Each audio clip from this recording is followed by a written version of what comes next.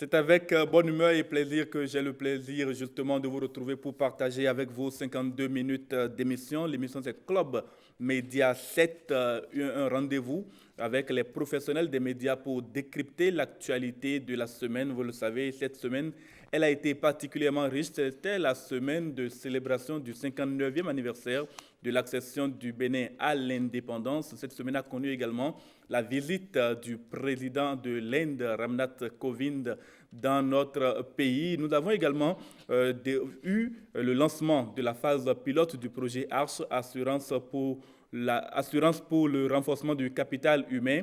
Et puis, il y a eu cet arrêté qui a lancé une forme de polémique qui interdit désormais l'établissement de pièces administratives au profit des personnes en conflit avec la loi. Tout cela sera au menu de ce débat, de ces 52 minutes de discussion avec deux professionnels des médias, deux habitués de ce plateau, l'un en face de l'autre. Il s'agit d'abord de Josué Mekweno, qui est journaliste au quotidien La Nation. Josué, bonsoir. James, bonsoir. Bonsoir aux téléspectateurs qui nous suivent en ce moment. Merci d'accepter notre invitation. En face de vous, il y a un journaliste freelance, son nom c'est Heribert Label Adjovi. Heribert, bonsoir. Bonsoir James William Bagidi, chers téléspectateurs, bonsoir. Merci à vous donc d'accepter notre invitation. Nous commençons cette émission, c'est une tradition par la revue de presse, celle qui nous permet de découvrir l'essentiel de l'actualité de la semaine.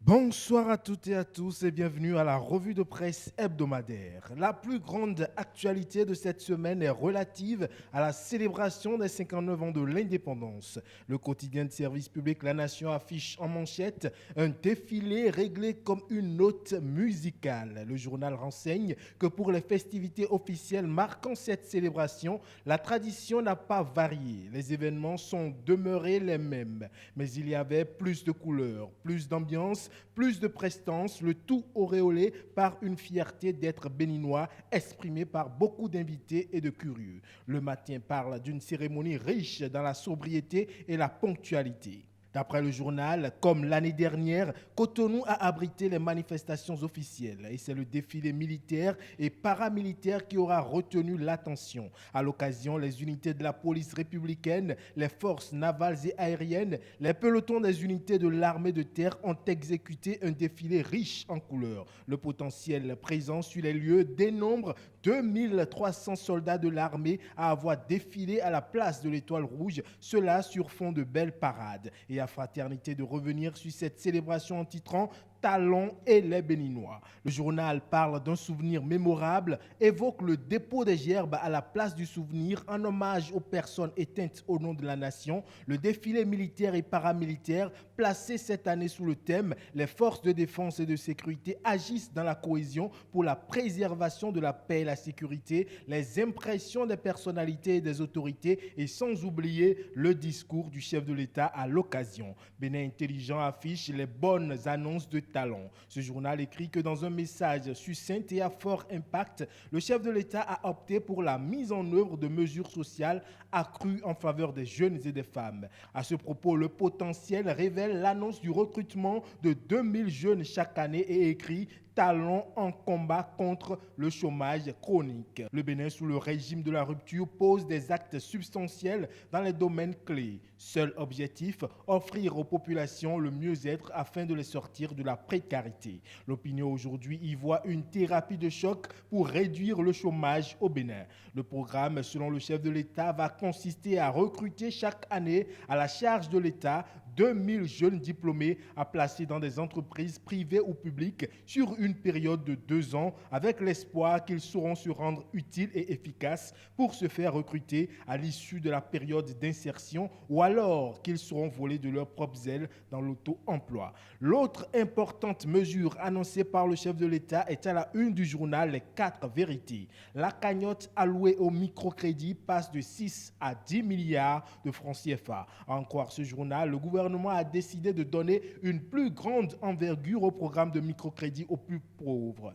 La dotation qui était de 6 milliards de francs CFA au lancement de la nouvelle génération de ce programme vient d'être portée à 10 milliards de francs CFA au titre de cette même année 2019. Le matin renchéri lutte contre la pauvreté. La dotation du microcrédit passe à 10 milliards de francs CFA. Ce montant, au dire de Patrice Talon, sera reconduit chaque année pour le renforcement des fonds de microcrédit aux plus pauvres afin d'impacter toujours plus de bénéficiaires. Cela fait dire à l'autre vision que Patrice Talon renforce ses actions sociales. Au titre des actions sociales, c'est encore cette semaine que le projet Arche est entré dans sa phase pilote. Le clairon affiche « Assurance maladie aux pauvres ». Abdoulaye Biotchane lance le projet Arche. D'après le journal, le projet social phare du gouvernement dénommé Arche est ainsi entré dans sa phase active avec le lancement du volet Assurance maladie. La presse du jour, dans la même dynamique, écrit « La phase pilote du volet Assurance maladie prend son envol ».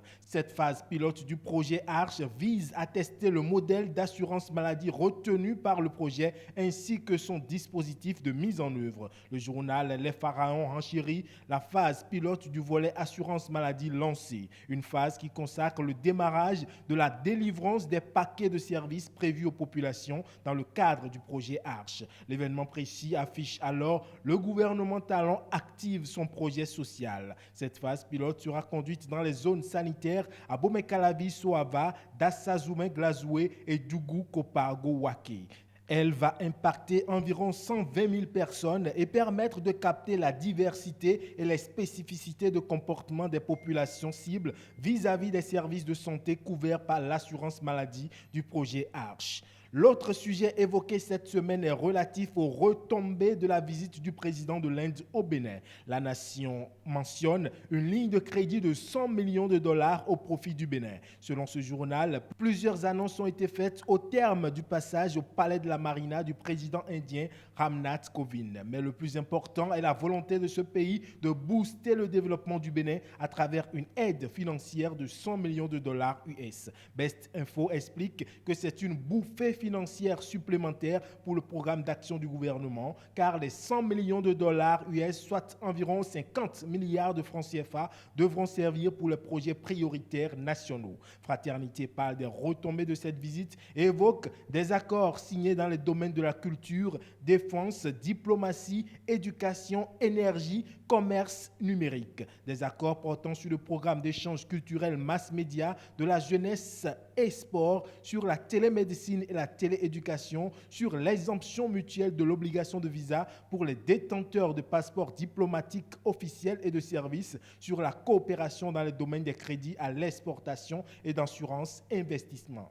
Cette visite, selon Notre Temps, le label, est une visite diplomatico-parlementaire. À cet effet, le président indien était devant les parlementaires béninois. L'affiche du jour livre le discours tenu par le président indien à l'Assemblée nationale et titre « Ramnath salue la stabilité de la démocratie béninoise ». On retient du dit quotidien que l'hôte a délivré un message plein d'engagement et de détermination pour fouetter davantage la coopération entre l'Inde et le Bénin, notamment au niveau des parlements des deux pays. L'Indépendant faisant le point de cette visite en déduit que le Bénin est un allié stratégique et solide de l'Inde. Le clairon de conclure que c'est une grande prouesse à l'actif de Talon. Désormais, il est interdit d'établir certaines pièces administratives aux personnes en conflit avec la loi pénale.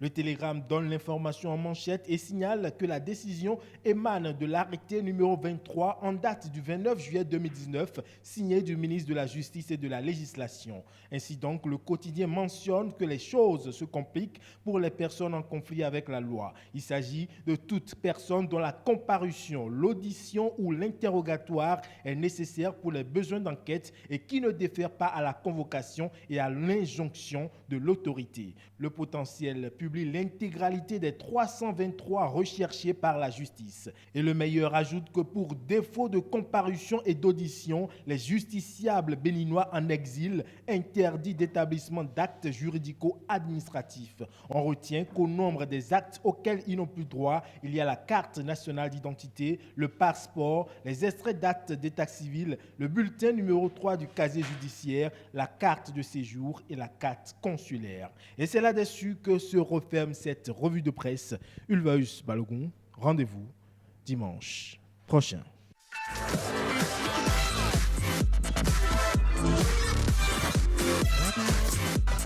Oui, vous l'aurez compris, l'actualité au cours de cette semaine a été effectivement très riche et donc nous allons nous intéresser d'abord à la célébration du 59e anniversaire de l'indépendance du Bénin.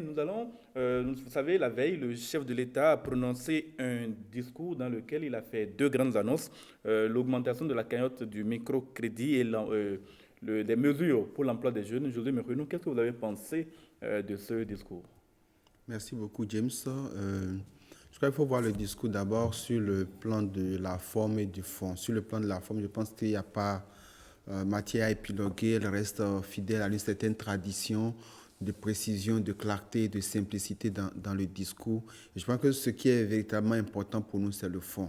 Et dans le fond de ce discours-là, comme vous l'avez dit, il y a ces deux annonces-là. Et ces annonces, je vais le dire, rejoignent d'une certaine manière la tradition à laquelle le président Patrice Talon a habitué les Béninois à savoir qu'il n'y a pas de discours pour discours. On ne fait pas un discours juste parce que c'est prévu par les textes ou parce qu'il faut le faire. Mais vous observez que la plupart de ces interventions sont souvent accompagnées d'annonces fortes. Et si je me rappelle bien, à l'occasion, son message de vœux de Nouvel An comportait déjà un certain nombre d'annonces, surtout au plan social. Je crois que ce discours à la veille du 59e anniversaire de l'accession de notre pays à la souveraineté internationale reste dans la même logique avec ces deux grandes annonces-là qui ont été faites. Je pense que c'est important parce que cela permet aux Béninois, à la population en général, de marquer, je vais dire, d'un saut particulier ces adresses-là en raison de leur contenu qui porte des mesures qui touchent à leur quotidien. Et cette fois-ci, on a pu noter ces deux grandes mesures phares. La première qui concerne l'emploi des jeunes, l'autre qui concerne le volet social, notamment l'augmentation de la cagnotte destinée au microcrédit aux plus pauvres. Et on peut essayer de comprendre un peu pourquoi ces derniers temps, le chef de l'État se sent d'une certaine manière, on va dire, obligé à travers ces discours, d'agir, enfin, de porter des messages qui touchent les Béninois les plus dans les régions, on va dire non. Disons plutôt que des messages qui touchent les Béninois qui sont beaucoup plus qui attendent la satisfaction, non. Des Béninois qui attendent beaucoup plus la satisfaction de certains besoins. Lorsque je prends l'emploi des jeunes, parce que pendant longtemps, on lui a fait le procès comme quoi le social ne le préoccupait pas, mais lorsqu'on observe un peu le statut du programme d'action du gouvernement, on se rend quand même compte que le volet social y est bien logé, en bonne place, il occupe une place importante. Mais je pense que donc ces annonces-là, il est obligé de les faire pour montrer en quelque sorte à la population que le social, puisque sur d'autres chantiers, il y a d'autres choses qui se font, qui sont visibles par ailleurs. Mais le social, ce n'est pas si visible parce que cela impacte directement le bien-être, le mieux-être des personnes concernées, des personnes qui sont dans la précarité, des personnes qui sont dans le besoin. Donc, je crois qu'il se dit qu'il est obligé par moment de faire ces rappels-là ou de faire ces annonces-là pour montrer également que sur le plan du social, les Béninois n'ont pas été oubliés à travers son nation et qu'il essaye de le faire. L'autre chose, n'oublions pas que 3 ans sont déjà passés dans le mandat, dans le quinquennat du président Patrice Talon. Et donc, si les Béninois qui sont, on va dire, dans la précarité, ne voient pas venir un certain nombre de choses qu'ils attendent depuis déjà 3 ans, on est obligé de leur dire, nous le faisons, mais nous y allons à notre rythme, peut-être avec une certaine cadence, avec les moyens que nous avons. Et c'est ça, ma foi, qui me fait dire que le président Patrice Talon est obligé d'une certaine manière, par moment, de faire ce type d'annonce. Est-ce que vous, Heribé Label Adjovi, vous avez été séduit par ce discours, par son contenu? Mais je pense qu'en tant que premier magistrat du pays, le chef de l'État, évidemment de façon traditionnelle, à la veille de la cession de notre pays à la souveraineté nationale et internationale, est bien obligé de parler à la nation. Et donc, dans ce sens, le dernier en date, on peut retenir quand même qu'effectivement, il a été rappelé un certain nombre de choses, notamment le fait que nous avons un peuple qui est fier, un peuple travailleur, un peuple qui a payé à un moment donné le prix dur pour que nous puissions non seulement accéder à la souveraineté internationale, mais aussi devenir un pays démocratique et un modèle démocratique sur le continent africain. Cela dit, le président avait dit qu'il faut lui donner un temps, 2 ans notamment, que le peuple n'a qu'à serrer les ceintures et que donc après on peut imaginer bien qu'on desserre un peu la ceinture. Et donc dans ce sens, donc transparaît dans ce discours. Voilà, on peut voir à travers ces 2 mesures, que ce soit par rapport à la relance, le chroniqueur ou celui le confrère qui a présenté la revue de presse parlait de microcrédit aux plus pauvres nouvelle génération. En mars dernier, le gouvernement avait annoncé 6 milliards et donc c'est allé à 10 milliards. Déjà une augmentation. Voilà, une augmentation. Donc, et donc le deuxième volet qui concerne notamment l'insertion, l'emploi des jeunes, nouvelle génération également. Avant, c'était 1 an, maintenant, c'est 2 ans. Et donc, ces 2 volets, c'est très bien. Ce sont de bonnes mesures. Cela dit, le président a dit quelque chose que je voudrais répéter et dire la petite touche, c'est-à-dire qu'il faut ajouter à cet aspect, le président a dit, et quand bien même dans ce gratifiant vivre ensemble, viennent à survenir des épreuves, nous savons toujours nous retrouver, nous parler et conjuguer nos efforts pour repartir de l'avant avec encore plus de foi en l'avenir.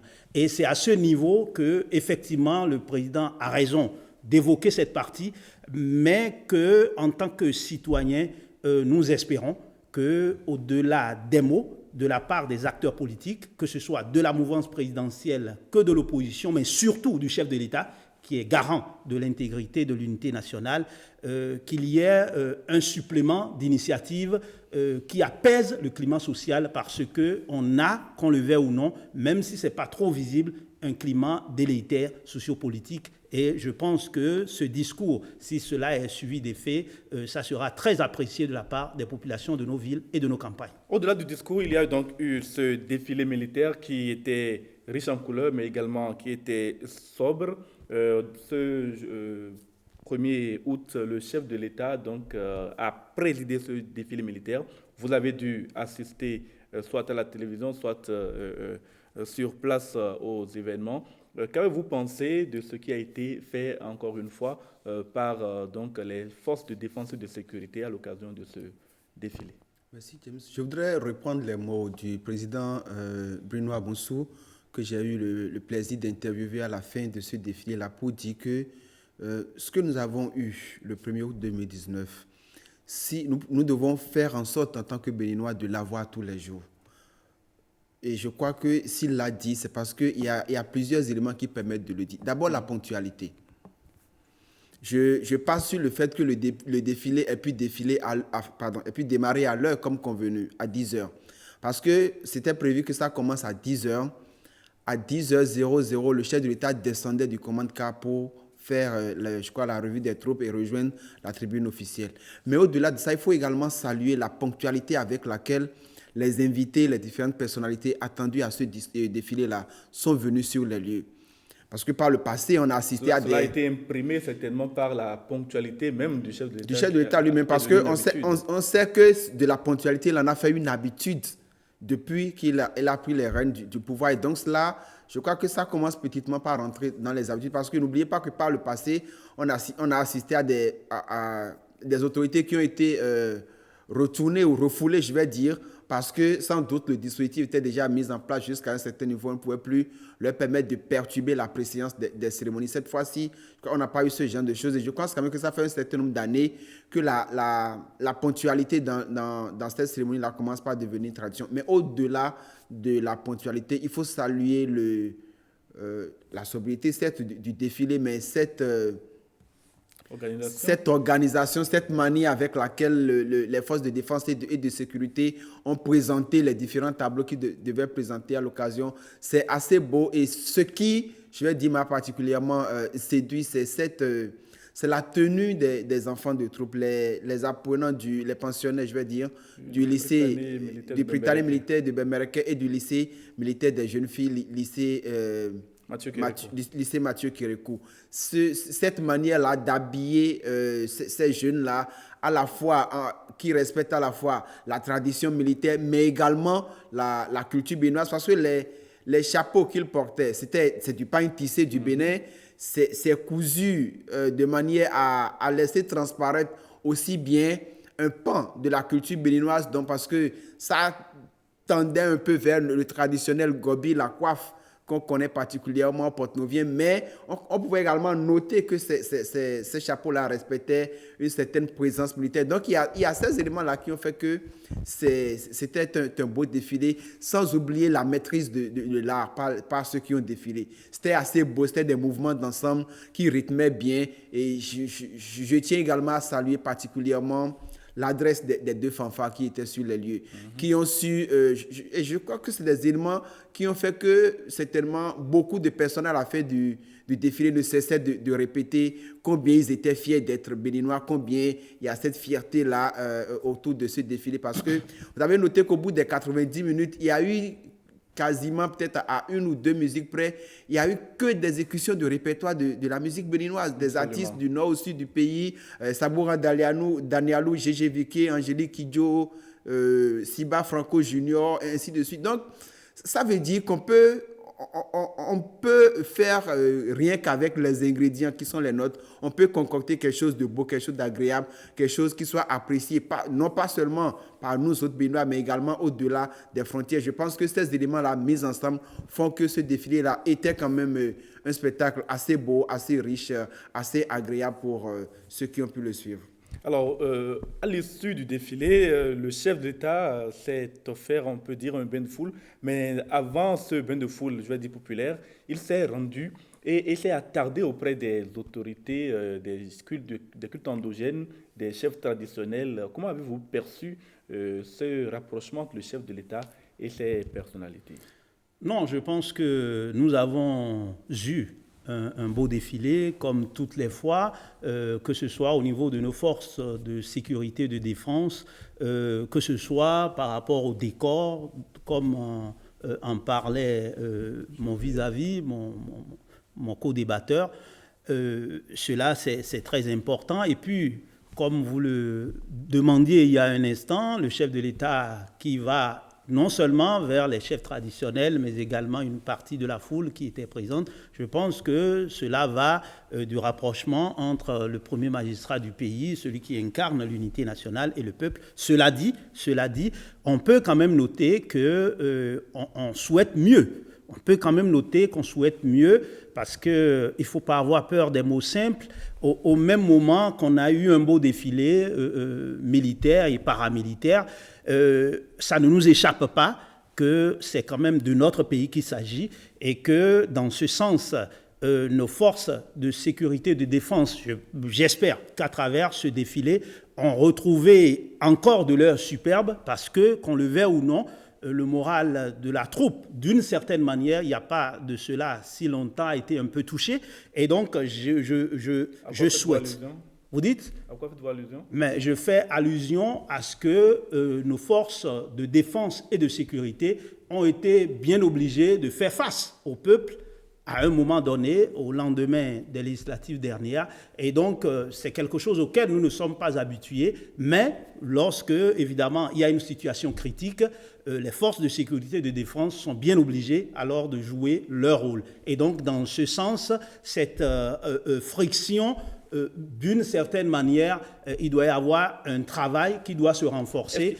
C'est la première chose. La deuxième chose, il y a un an, je pense qu'on a lu dans nos quotidiens de la place, il y a un an, on a vu bien des acteurs se retrouver ensemble, que ce soit de la mouvance, de l'opposition, tout ça, au défilé du 1er août. Cette fois-ci, cette ambiance bon enfant n'a pas été complète, mais on peut comprendre qu'effectivement, dans l'histoire d'un pays, il peut arriver des moments où on ne s'entende pas complètement, mais comme l'a dit le chef de l'État dans son discours à la nation, à la veille du 1er août, je pense que nous trouverons toujours alors les ingrédients nécessaires pour ressouder nos liens autour de la jarre trouée. Je pense que cela est important de le souligner également.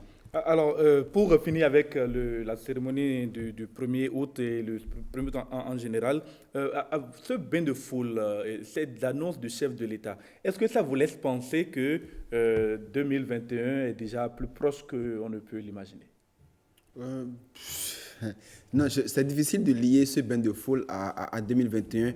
N'oublions pas que déjà l'année dernière, c'était pareil. À la fin du défilé du 1er août, le chef d'État s'était déjà offert un bain de foule. Je pense même que l'année dernière, il partait et c'est à un moment donné qu'il a dû, je crois, freiner un peu ou arrêter légèrement le cortège pour s'offrir le bain de foule. Mais cette année, je crois qu'il avait certainement prévu parce qu'à la fin du défilé, il a salué une partie des invités, les chefs traditionnels, comme vous l'avez dit. Mais je crois qu'il faut plutôt voir ce message-là au-delà de 2021. Parce que comme le disait Heribert Abel-Adjovi tout à l'heure, nous avons eu dernièrement des événements qui ont mis un peu à mal la cohésion nationale, la paix légendaire qu'on connaît au Bénin et tout. Et donc, il était important pour le chef de l'État, vu que les populations se sont déplacées sur le lieu. Parce que n'oubliez pas que le dispositif sécuritaire était quand même un peu corsé. Et donc, si des populations ont senti le besoin, la nécessité de venir sur les lieux, de s'attrouper à un niveau donné. J'ai même vu certaines dames qui avaient des banderoles et tout, ont senti la nécessité de venir sur les lieux, ne serait-ce que pour l'applaudir. Et si lui-même, en tant que premier magistrat, est allé vers eux, c'est une manière de soigner un peu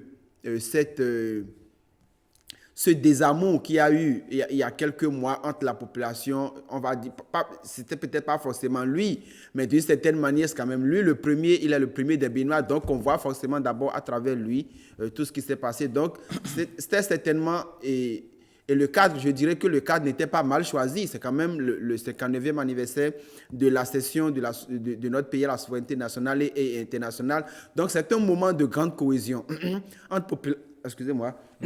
C'est un moment de grande cohésion entre population et dirigeants. Et donc, à ces occasions-là, c'est toujours bien qu'il y ait cette sorte de symbiose, d'ambiance qu'on a pu observer jeudi dernier sur le boulevard des Armées. Et vous avez vu que le bain de foule de cette année a été particuliirement long.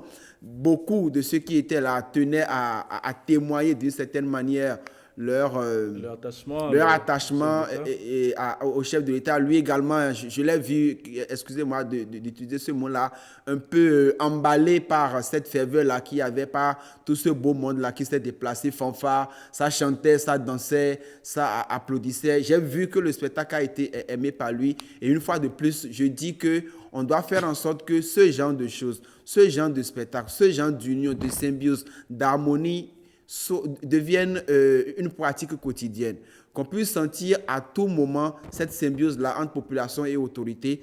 Et cela doit partir d'abord des autorités qui puissent prendre des décisions qui répondent réellement aux aspirations, aux besoins et aux urgences, que manifestent les populations de notre pays au quotidien. Merci. Nous allons passer à un deuxième sujet. Celui-là, c'est la visite au Bénin du président indien Ramnath Kovind. Heribert Abel-Adjovi, vous êtes spécialiste des questions internationales et justement, c'est à vous que je vais adresser la première question. Quel intérêt l'Inde, quand on dit l'Inde, c'est quand même 1,3 milliard d'habitants pratiquement, quel intérêt l'Inde peut avoir à traiter avec le Bénin, 11 millions d'habitants? Mais un grand intérêt. N'oubliez pas que nous avons des partenaires traditionnels. On peut parler des États-Unis, on peut parler de l'Union européenne et des pays qui sont à l'intérieur. On parle également d'un autre pays ou d'autres pays d'Asie, que ce soit la Chine, près de 1,5 million aujourd'hui. On peut parler, 1,5 milliard. On peut parler également du Japon. Donc, si tous ces pays, toutes ces puissances sont présentes au Bénin, le Bénin quand même, qui est la première expérience démocratique. Le Bénin peut avoir intérêt à avoir des rapports avec cet État-là, mais que l'Inde envoie son président vers le Bénin, c'est quand même un intérêt qui mérite d'être décrypté. Et en la matière, c'est vous qui pouvez nous mais dire vous savez très bien qu'aussi grands que soient les rois, ils sont ce que nous sommes, et que vous avez beau être une grande puissance, vous avez bien besoin de tisser des partenariats le plus large possible, et on se retrouve en Afrique, le continent d'avenir. Et même si le Bénin semble être un petit pays, c'est un pays quand même qui est regardé sur le continent et notamment dans la sous-région. Et je peux vous assurer, vous le savez aussi bien que moi, que rien ne peut se faire dans la sous-région sans que le Bénin ne soit impliqué, pourtant petit pays. Donc à partir de ce moment, si vous regardez, parce que toutes les fois où l'Inde agit, même le Japon, c'est en regardant aussi la Chine. Et si vous regardez les rapports traditionnels, parce que le Bénin, quand même, dans son histoire, était un pays révolutionnaire, autant donc socialiste, autant que la Chine qui est communiste. Et donc, l'Inde, aujourd'hui, dans son offensive, notamment depuis le sommet Inde-Afrique de 2009, est devenu très regardant, veut aussi prendre le marché africain. Et donc, le Bénin est important dans ce dispositif, qu'on le veuille ou non, et on peut saluer justement, comment on appelle, ce que le Bénin engrange à la fin de cette visite de travail et d'amitié. Justement, c'est à l'occasion de cette visite, José Merono, que nous avons su que l'Inde était le premier partenaire économique du Bénin. Comment on peut comprendre cela devant la Chine, devant la France, devant les États-Unis, l'Italie, etc. C'est quand même un peu curieux. J'ai été également surpris de le lire dans des documents officiels et après d'entendre le président Patrice Talon lui-même le révéler à l'occasion de la déclaration de presse qui a sanctionné la visite du président indien au Bénin. Alors, mais lorsqu'on essaye d'analyser un peu l'architecture économique de notre pays, cela peut se comprendre.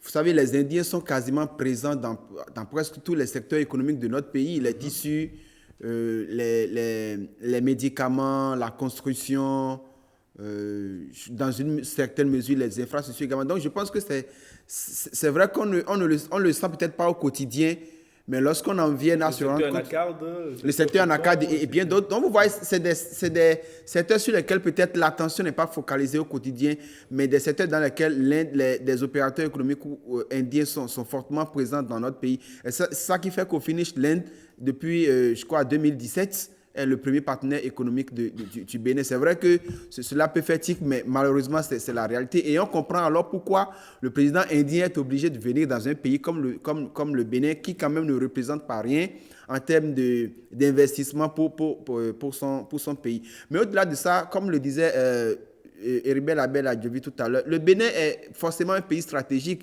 pour des pays qui lognent du côté de l'Afrique pour des investissements. N'oublions pas que nous constituons je vais dire, la meilleure porte d'entrée sur le Nigeria, qui quand même, quoi qu'on dise, dans la sous-région et même sur le continent, est puissance économique. Et donc, pour le Bénin, certes petit pays, mais comme l'a rappelé le président Patrice Talon à l'issue de la visite, petit pays certes, mais un pays qui a des ambitions, un pays qui se veut moderne, un pays qui veut également grandir, un pays qui apprend à grandir. Mais au-delà de ça, il y a un élément important qui me semble de mettre en exergue, c'est le fait que depuis 3 ans, je vais dire, la diplomatie béninoise est en quelque sorte en train de bousculer les normes, je vais dire, préétablies. C'est-à-dire que le Bénin aujourd'hui, je ne veux pas dire tourne dos, mais délaisse petitement certains partenaires traditionnels pour aller s'en chercher d'autres. On a vu il y a quelques mois, nous avons reçu ici la présidente de l'Estonie. Et lorsque vous observez un peu les mouvements du patron de la diplomatie béninoise ou même certaines sorties du chef de l'État, vous constatez que ce n'est pas forcément une fréquence à aller en France, une fréquence à aller peut-être aux États-Unis ou une fréquence à aller vers des pays européens. Mais il y a beaucoup plus une tendance à se chercher d'autres partenaires, à chercher peut-être des partenaires que le Bénin a dû délaisser pendant longtemps ou n'a pas pris vraiment en considération pendant longtemps et qui peuvent beaucoup lui apporter. Si aujourd'hui, on est dans un schéma tel que l'Inde devient le premier partenaire économique du Bénin, et donc, imaginez un peu quels doivent être les rapports qu'un pays comme le Bénin doit entretenir avec un pays comme l'Inde. Et au finish, c'est vrai que le Bénin ne s'en sort pas moins gagnant lorsque j'observe un peu tout ce que l'Inde décide de mettre à la disposition de notre pays. Je ne parle pas forcément du numéraire, mais beaucoup plus en termes de renforcement des capacités de certaines branches d'activité ou même contribution à rehausser un peu le niveau des ressources humaines dans notre pays. Télémédecine, enseignement technique et professionnel, formation du personnel de la santé, appui au secteur éducatif, au assainissement. C'est aujourd'hui des points essentiels ou des piliers essentiels du programme d'action du gouvernement. Donc, l'Inde vient un peu en quelque sorte apporter, je vais dire, un peu d'énergie ou un peu de ressources, un peu de matière à ce qui se fait dans le pays depuis quelques années. Et ici, il y a un souhait à formuler, c'est de faire en sorte que toutes ces annonces-là ne restent pas de vaines annonces, mais parviennent à toucher véritablement les Béninois qui sont dans le besoin. Justement, Heribert Labelle-Adjovi, le président de l'Inde et le président Patrice Talon ont parrainé la signature de plusieurs accords au profit du Bénin.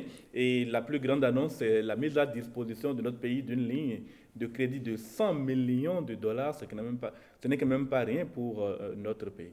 Absolument, 100 millions de dollars, ça fait à peu près 50 milliards de francs CFA. Je pense que c'est... Et si le dollar fluctue, c'est encore mieux pour nous. Voilà, c'est ça. Donc je pense que c'est, comme vous le dites si bien, et je pense que le co-débatteur également, le confrère, c'est très important, que ce soit dans le domaine de l'éducation, de la santé, des NTIC, qui constituent un secteur porteur. Et l'Inde est un pays qui a une très grande expertise dans la matière. Et donc, sans oublier que nos produits, notamment agricoles, ont l'exemption d'impôts, tout ça, c'est très important. Et également, au cours de cette visite, il y a eu que, à partir de maintenant, que ce soit pour les passeports diplomatiques et les passeports de service, il n'y aura plus de visa, mais aussi que le processus est mis en œuvre afin que même pour les passeports ordinaires, que ce soit pour les visas d'affaires et également les visas touristiques, que ce soit fait en ligne. Je pense que ce sont quand même des mesures qui vont dans le sens de propulser vraiment notre pays dans le concert des nations. Et je pense que autant nous avons besoin de renforcer nos partenariats avec les partenaires traditionnels qui sont quand même, on a beau tout dire, qui sont quand même au cœur des choses lorsqu'on va au niveau des grandes enceintes internationales. On a également besoin de diversifier nos partenariats. D'ailleurs, ils le font.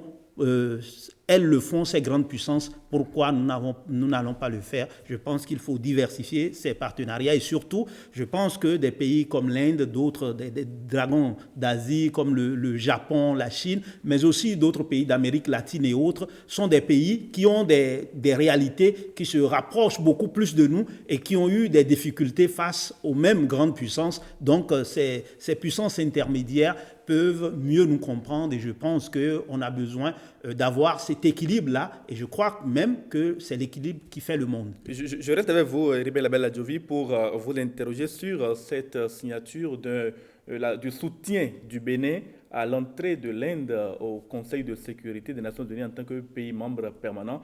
Le Bénin apporte ce soutien et l'Inde en avait-il vraiment tant besoin? Mais je pense que vous le savez autant que moi, dans les arènes internationales, c'est du donnant-donnant. Et donc, si en Afrique, nous avons des pays qui sont des pays, des puissances intermédiaires, on peut parler du Nigeria, de l'Afrique du Sud, d'autres pays, l'Égypte et autres, il y a quand même que nous avons intérêt, et bien évidemment, à soutenir d'autres partenaires sur d'autres continents. Et l'Inde est notre partenaire économique numéro 1, du moins aujourd'hui. Et donc, je pense que c'est de la logique. Le Bénin ne l'a pas fait sans, en contrepartie, évidemment, attendre d'autres perspectives. Et donc, je pense que cela va de la vitalité de notre dispositif diplomatique et de ce que nous prévoyons aussi bien des choses pour l'avenir. Justement, maintenant que l'Inde prend une telle place sur l'échiquier diplomatique béninois, est-ce qu'il y a un risque, vous avez évoqué la question tout à l'heure, est-ce qu'il y a un risque que le Bénin se détourne de ses partenaires antérieurs? Est-ce que ces partenaires pourraient éventuellement mal voir cette place que prend l'Inde dans les relations internationales du Bénin? J'ai envie de dire... Je parle notamment de la France, dont nous connaissons les rapports avec les États africains de ce qu'on appelait le précaré. J'ai envie de dire modestement que la diplomatie, c'est un jeu d'intérêt. Et ça ne sert à rien de s'accrocher à des partenaires traditionnels pour vous contenter du peu, alors que vous avez la possibilité d'avoir mieux ailleurs. Je pense qu'aujourd'hui, pour gouverner un pays, pour satisfaire les besoins d'une population, on a besoin de ressources, on a besoin de moyens, on a besoin d'apports extérieurs. Et je crois qu'un pays qui a envie de se développer ne peut logiquement se tourner que vers... N'oubliez pas qu'à un moment donné, les partenaires traditionnels peuvent s'épuiser aussi.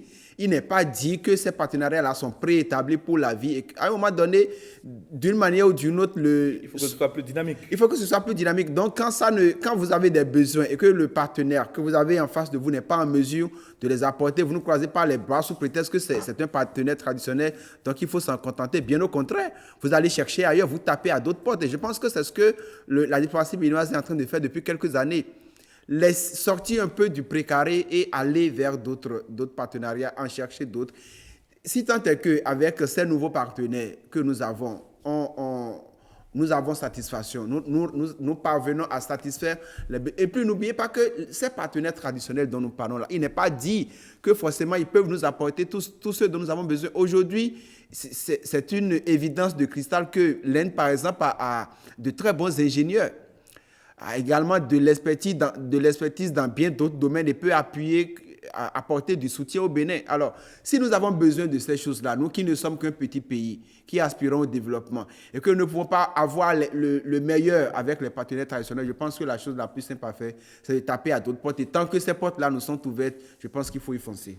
Il n'y a pas de risque, de votre point de vue, que le Bénin multiplie les partenariats internationaux, notamment avec l'Inde? Ah non, bien au contraire, puisque ça ne vous échappe pas que même les partenaires, au niveau des partenaires traditionnels, aujourd'hui, eux-mêmes font face à la crise économique qui est générale. Ce qui fait que même d'ailleurs, quand vous prenez l'Union européenne, même les États-Unis, d'autres pays, il y a une répartition des rôles. C'est-à-dire que les pays, par exemple, dans l'espace UE, essaye de voir dans quel domaine tel partenaire, avec le Bénin par exemple, est plus fort. Et donc, l'autre partenaire ne prend plus ces domaines, alors que tout le monde allait dans tous les sens avant. Donc, déjà, même au niveau des grands partenaires traditionnels, il y a une volonté de se distribuer les rôles afin que là où un pays traditionnel intervient déjà, que l'autre ne soit pas obligé d'intervenir. Donc, à partir de ce moment, nous avons besoin, et vous rappelez bien, il y a près d'une décennie,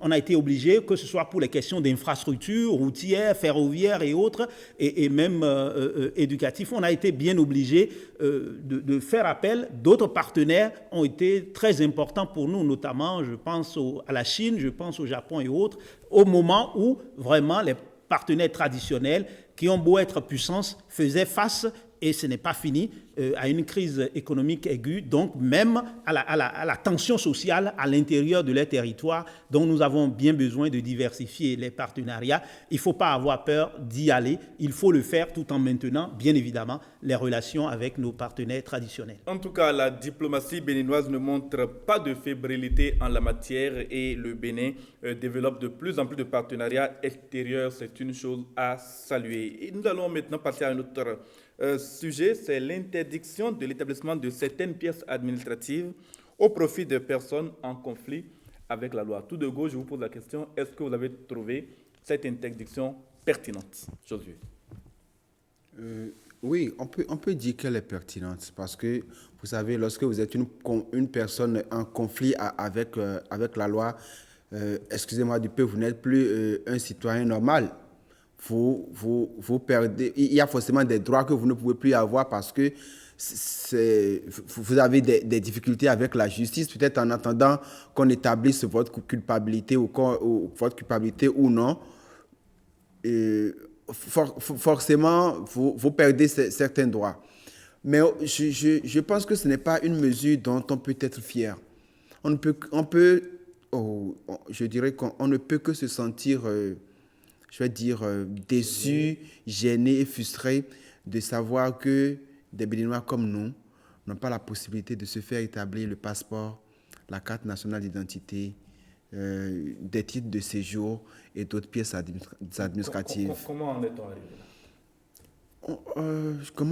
là? C'est difficile à dire, mais je pense que la faute peut-être revient en partie aux intéressés eux-mêmes et peut-être après au système, judiciaire en général. Parce que lorsque des personnes systématiquement, et ça on l'a observé beaucoup plus depuis quelques années, lorsque des personnes en difficulté avec la loi choisissent systématiquement de fuir du pays, par exemple, cela pose un problème. Et il y a également l'image du pays qui rentre en jeu à partir de ce moment-là.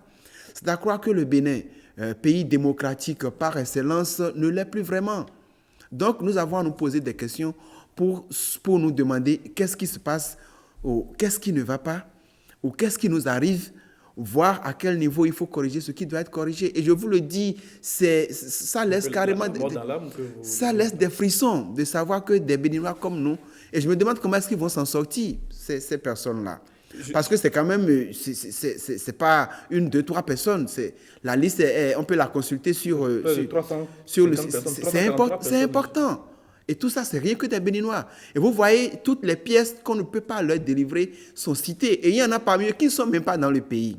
La plupart d'ailleurs ne sont pas dans le pays. On en connaît qui sont des personnalités qui ont quand même occupé des postes importants dans le pays, qui ne sont pas aujourd'hui dans le pays. Et je me demande quel va être le sort de ces personnes-là si réellement, tout Béninois qu'ils sont, on ne peut plus leur délivrer des pièces administratives aussi importantes. Mais justement, le fait de ne pas leur délivrer les pièces administratives, Heribert Abel Adjovi, a pour fonction de les amener à revenir au pays pour se faire établir ces pièces, mais avant de pouvoir obtenir ces pièces, de répondre à la convocation de la justice. Est-ce qu'il n'y a pas une pertinence, une normalité dans cette décision?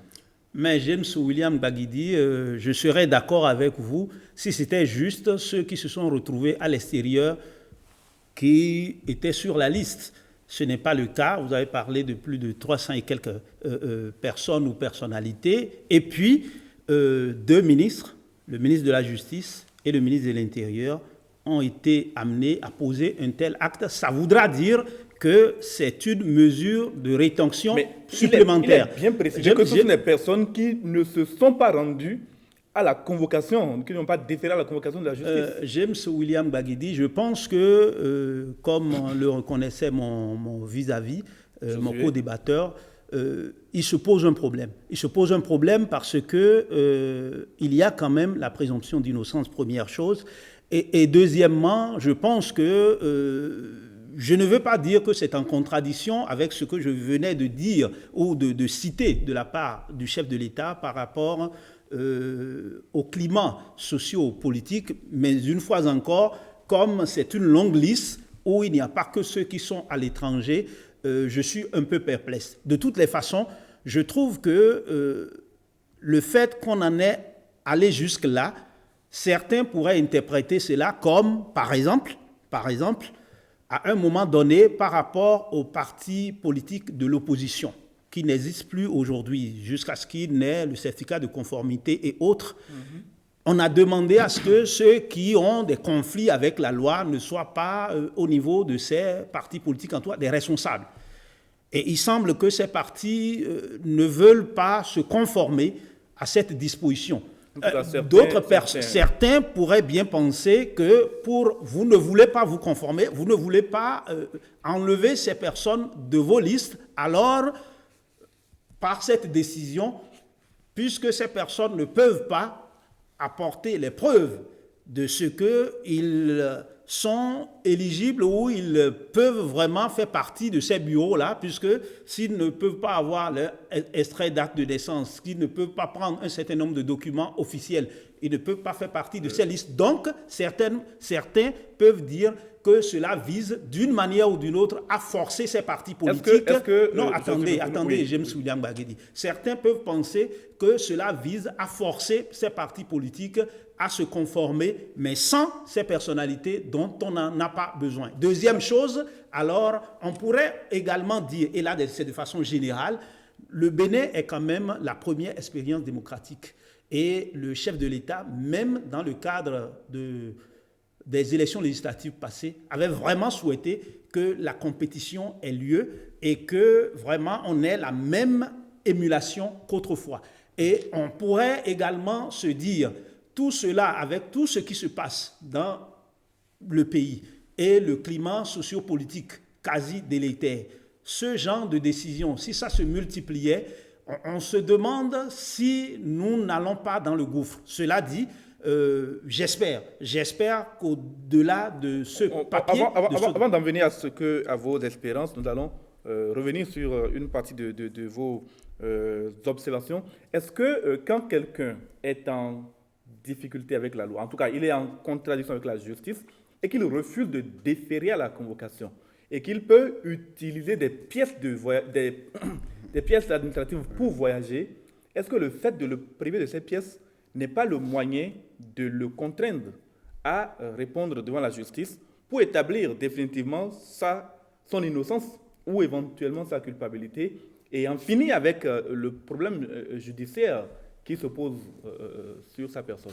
Mais je pense que c'est le côté peut-être positif de cette décision-là que vous êtes en train de révéler là, parce que c'est vrai qu'on a une certaine tradition de l'impunité dans notre pays. Il y a de ces Béninois-là qui se croient au-dessus des autres, qui se disent en quelque sorte intouchables. Et c'est justement... C'est parmi cette catégorie de personnes-là qu'on en trouve qui, dès qu'ils sont en difficulté avec la loi, sortent du pays, vont se réfugier ailleurs et essayent d'une certaine manière de jeter un peu l'opprobre sur le pays. Non, je crois que c'est vrai qu'on est gêné en tant que Béninois de savoir que des compatriotes sont privés de droits aussi importants, mais dans le même temps, il faut que nous ayons cette culture-là de nous soumettre à la justice, parce que ça manque beaucoup.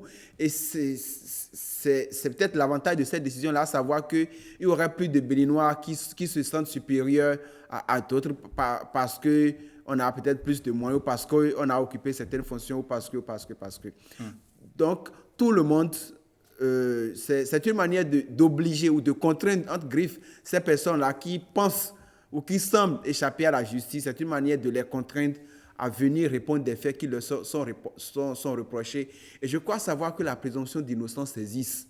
Donc, elle existe toujours. Donc, à partir de ce moment-là, je crois qu'il faut venir laver son honneur, en quelque sorte, venir se défendre devant des juridictions. C'est les mêmes juridictions-là qui tranchent pour les 12 millions ou les 11 millions et quelques de Béninois que nous sommes. Donc, il n'y a pas de raison, je pense, que certaines pensent que cette justice-là ne peut pas les juger. Et dans le même temps, quand on a dit ça, il faut également rappeler que la justice elle-même a l'obligation de faire l'effort de se rendre de plus en plus crédible aux yeux des populations.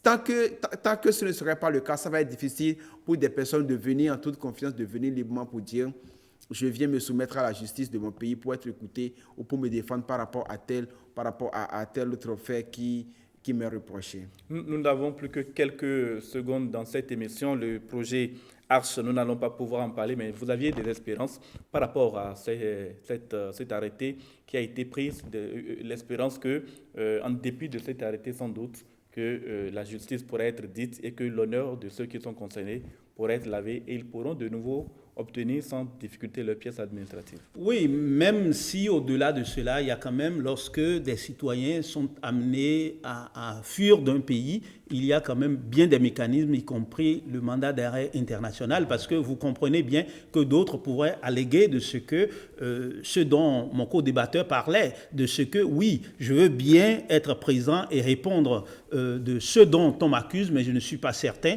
que la justice de mon pays puisse rendre le droit. Personnellement, je suis confiant en ce que nous avons une justice qui peut encore faire son travail, mais c'est le droit de bien des personnalités de ne pas être sûr d'être bien écouté. Cela dit, je pense que toutes ces situations que nous vivons actuellement ne sont pas de nature, c'est ça le plus important. Notre image à l'international, ça pose un petit problème. Il faut qu'on travaille, que les partis politiques travaillent, mais en premier, que le chef de l'État, le président Patrice Talon, travaille à ce que le climat délétère actuel puisse vraiment s'amoindrir, cesser. Merci à vous, Heribert Label Adjovi. Vous êtes journaliste freelance, mais surtout spécialiste des questions internationales. En face de vous, il y avait Josué Merounou, journaliste au quotidien La Nation. Vous étiez mes invités. Merci infiniment d'avoir accepté cette invitation. Club Média 7 pour aujourd'hui, c'est terminé. Rediffusion après le journal de 23h30. On se retrouve dimanche prochain pour une nouvelle édition.